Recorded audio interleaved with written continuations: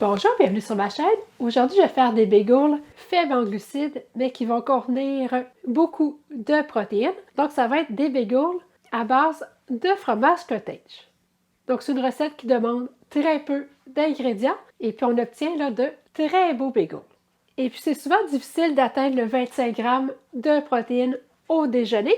Donc là, le bagel nous en apporte déjà plus que la moitié. Donc, il suffit d'ajouter un œuf, du fromage, ou un peu de bacon, et puis à ce moment-là, on devrait avoir suffisamment de protéines. Si vous voulez en apprendre plus sur l'alimentation cétogène, allez visiter mon site ketosantéplus.com. Vous allez aussi y retrouver plus d'une centaine de recettes. Donc, je m'installe et je vous reviens dans quelques secondes.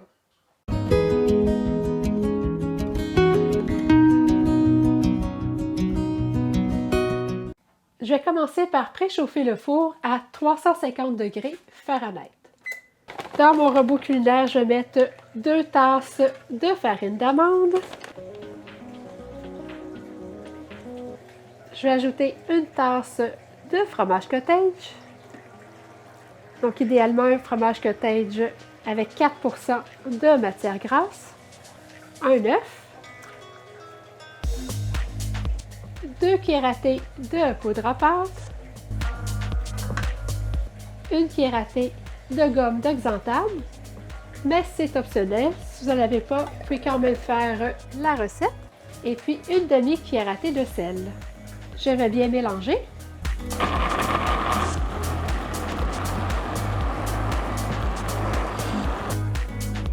C'est une pâte qui est assez collante, donc il faut travailler avec les mains mouillées. Je vais commencer par diviser ma boule en 6. Donc, il faut se remouiller souvent les mains. Et puis là, je vais former les bagels.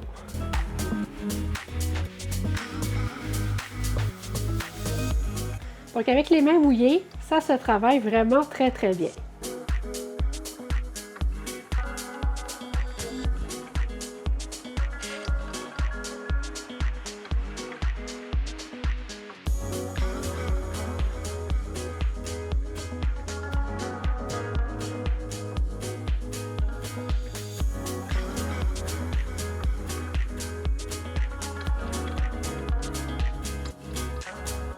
C'est optionnel, mais pour une plus belle finition, je vais obtenir des bagels plus dorés. Je vais les badigeonner avec du jaune d'œuf.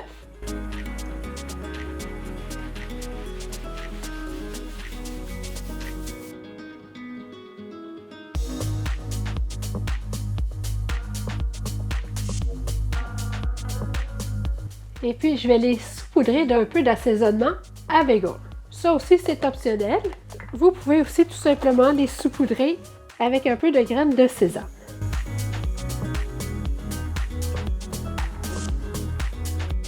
Donc, je vais les mettre au four pour 12 à 15 minutes, donc jusqu'à temps qu'ils soient bien dorés. Mes bagels viennent de sortir du four. Ils sont tellement beaux. Finalement, la cuisson a été plus longue. Je les ai laissés cuire presque 30 minutes. Donc, surveillez la cuisson. Puis attendez là, vraiment là, qu'ils soient bien dorés avant de les sortir du four. C'est vraiment dans les plus beaux bagels keto que j'ai fait. En tout cas, l'apparence est vraiment très belle. J'ai bien hâte de voir si ils goûtent aussi bon. Donc, je vais les laisser refroidir un peu avant de les couper et de vous montrer l'intérieur. J'en reviens pas à quel point j'ai obtenu des beaux bagels. Je vais regarder l'intérieur. Donc, ils sont bien dorés, bien gonflés. Ils sont vraiment beaux. Aïe, aïe, aïe. Ils ont vraiment là, la texture du pain. C'est incroyable. Je vais goûter au bagel que j'ai fait griller un peu. Donc, ils grillent vraiment là, super bien. Et puis, je vais les goûter juste avec un peu de beurre.